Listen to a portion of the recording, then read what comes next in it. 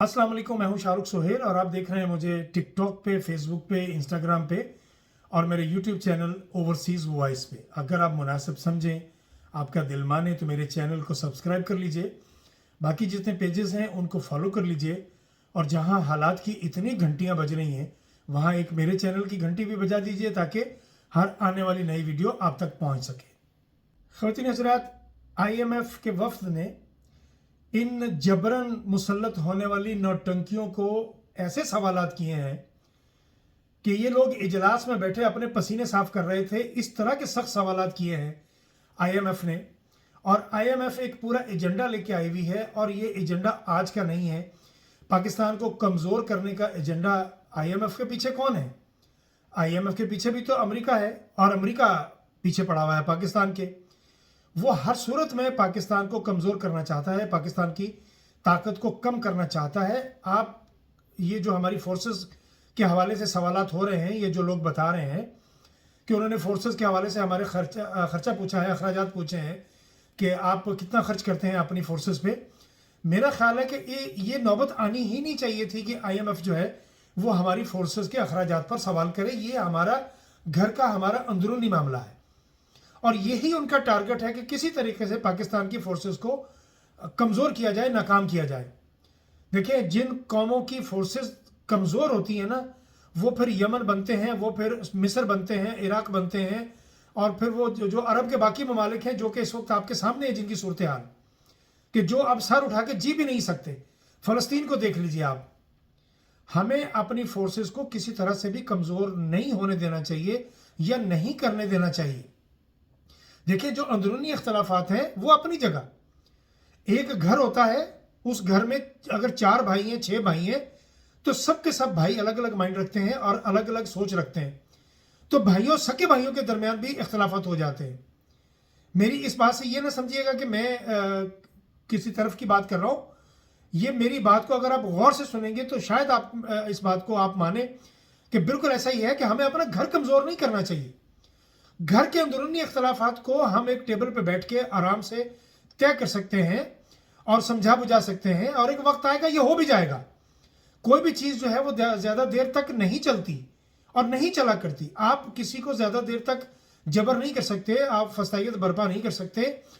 ख़ानदान शरीफा और पीपल्स पार्टी मिल के जो इस मुल्क के साथ खिलवाड़ कर रहे हैं, हमारी सोच भी उस तरफ नहीं जा रही और ये मासूम सी शक्लें बना के सामने बैठ जाते हैं। ये समझते हैं कि हम पाकिस्तान की खिदमत करने के लिए आए हुए हैं और देखें हम कर रहे हैं, हमें खिदमत करने नहीं दी जा रही। ऐसा बिल्कुल नहीं है। नवाज शरीफ लंदन प्लान के मुताबिक पाकिस्तान को तबाह करने के लिए, पाकिस्तान को बर्बाद करने का टास्क लेके आया था।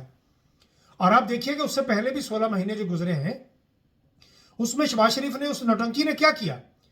पाकिस्तान की मईशत का बेड़ा गर्क कर दिया और अब भी ये पाकिस्तान की मईशत का बेड़ा गर्क करने की तरफ जा रहे हैं। इनको समझ नहीं आ रही कि हम रास्ता कौन सा अपनाएं। मैं बार बार कह रहा हूं कि पाकिस्तानी ओवरसीज जो हैं उनके साथ अपने ताल्लुकात को बहाल करें, पाकिस्तानी ओवरसीज को एतमाद दिलाएं, उनका जो जिस पर एतमाद हो उसको हुकूमत दें ताकि सरमायाकारी की जा सके। अरबों डॉलर लोग लेके बैठे हुए हैं ताकि पाकिस्तान में सरमायाकारी करें, लेकिन हमें चूंकि आदत पड़ी हुई है भीख मांगने की, लिहाजा हम भीख से ही खाना खाना चाहते हैं। हमारी ये खून में शामिल हो गई ये बात, हमारी नहीं, कौम की नहीं। हमारे जो जिनको हमने मुंतखब किया गया है, असल में बुनियादी तौर पर ये बेकारी लोग हैं, ये छोटे लोग हैं अंदर से, ये बाई नेचर छोटे लोग हैं और ये इसी तरह जीना चाहते हैं और इसी तरह चाहते हैं कि अवाम भी इसी तरह जिए।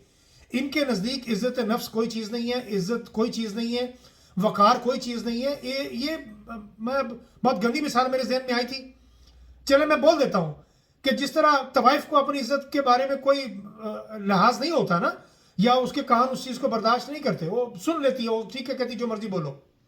इसी तरह इन लोगों के भी कान जो है वो हर चीज़ को जर जाते हैं, हर चीज़ सुन जाते हैं। इनको कोई सी गाली दे दो या आपको मुस्कुरा के आगे से देखेंगे।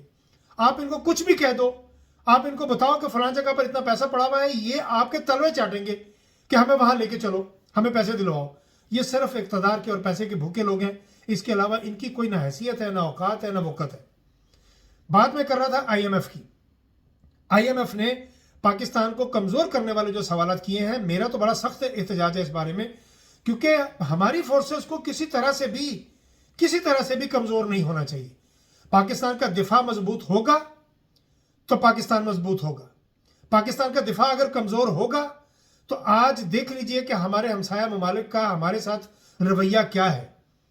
सीधी सी बात है, ना तो ईरान हमारे साथ लग के खा रहा है, ना अफगानिस्तान है, और इंडिया की तो बात ही छोड़ दीजिए, वो तो मौके की तलाश में है। उन्होंने क्या क्या तानाजानी नहीं की हमारे इन हालात की वजह से। और इन हालात को यहां तक पहुंचाने के लिए मैं फिर कह रहा हूं कि नवाज शरीफ की चूंकि रिश्तेदारियां हैं वहां पर, मैं फिर वो दोहरा रहा हूं वो बात असदुल्ला वाली, कि नवाज शरीफ का वो भी पता कीजिए कि वो रॉ की एजेंट के साथ इनकी शादी और उसमें से बच्चा जो भी है, मुझे नहीं पता, मुबैना तौर पर वो असदुल्ला ने ये बात कही है, लेकिन चूंकि इनकी अजीजदारियां हैं, इनके कारोबार है उनके इश्तराक के साथ, इसलिए आज तक आपने नवाज शरीफ के मुंह से कभी कलभूषण का नाम नहीं सुना होगा। जंदाल का बेशुमार दफा सुना होगा, मोदी का बेशुमार दफा सुना होगा, लेकिन कलभूषण का नाम नहीं सुनेंगे।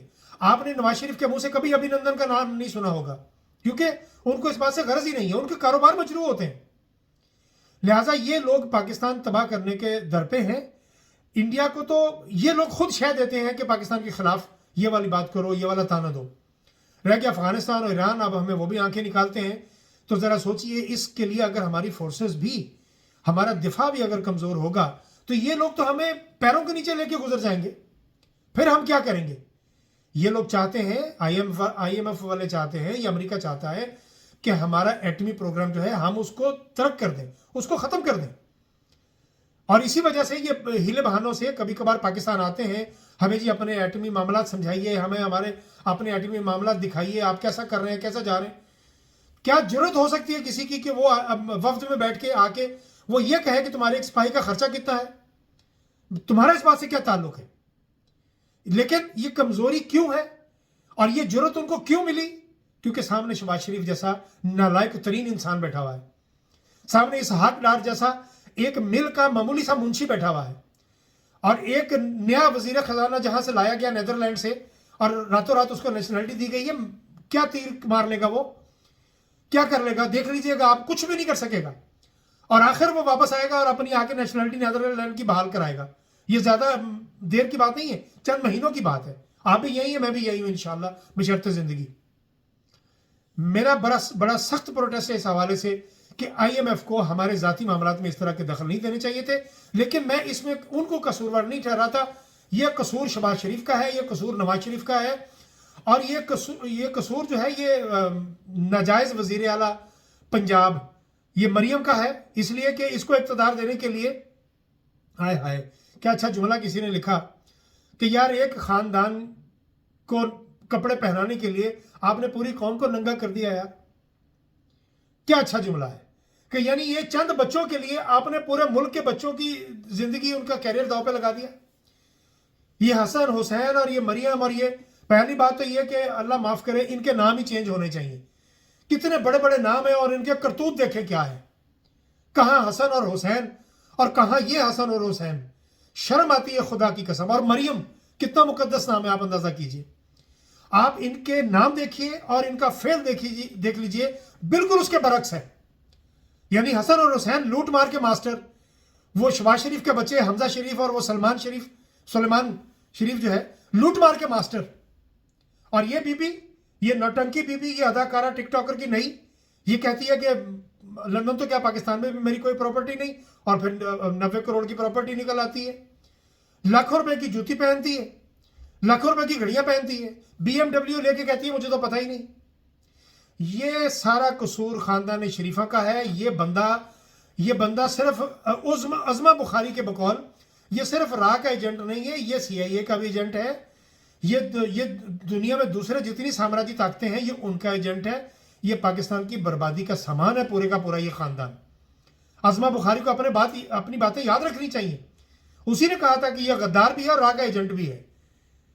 उसी ने, अब नई बात, वो यार कप्तान के जुमले ऐसे हैं, यकीन कीजिए कि बार बार दोहराए ना तो भी दिल नहीं भरता। उसने कहा था कि एक तो ये पढ़े लिखे नहीं, ऊपर से कोशिश भी नहीं करते। अब अज़मा बुखारी की नई बोंगी आपने सुन ली होगी कि मरियम नवाज तो ग्राउंड टू अर्थ है, वो तो बहुत ही यूं है तो वो है, उनके नजदीक हेलीकॉप्टर की क्या अहमियत है। जाहिर है कौन सा बाप के पैसे से है, सारी जिंदगी आवाम का खून पसीने की कमाई से ही सारा कुछ झूला है ना, जो भी झूला है बचपन से जी। वो उसके लिए तो हेलीकॉप्टर कहां से है हेलीकॉप्टर, मामूली सी एक इत्तेफाक फाउंड्री, उस पर इतराते हैं आप लोग।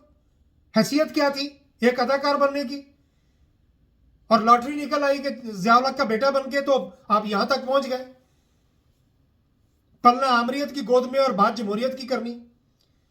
बहरहाल अज़मा बुखारी साहब आप थोड़ी सी तालीम भी हासिल कर लें। वैसे तो आप कहती हैं कि आप बहुत पढ़ी लिखी हैं, सुना है आप एडवोकेट भी हैं या थी। आपके वालिद तो खैर रेमंड डेविस के वकील थे, उसका तो हमें पता है कि वो वकील है। ग्राउंड टू अर्थ नहीं होता, डाउन टू अर्थ होता है बीबी। थोड़ी सी तालीम हासिल कर लीजिए, और जिसके साथ आप जुड़ी हैं वो तो बेड़ा ही पार है, उसका हम क्या कहें। बहरहाल IMF को ये तमाम ज़रूरतें देने वाला ख़ानदान शरीफा है, और इनका जब तक अहाता नहीं होगा, जब तक आवाम इनको सड़कों पर नहीं घसीटेगी, तब तक पाकिस्तान कभी पनप ही नहीं सकता।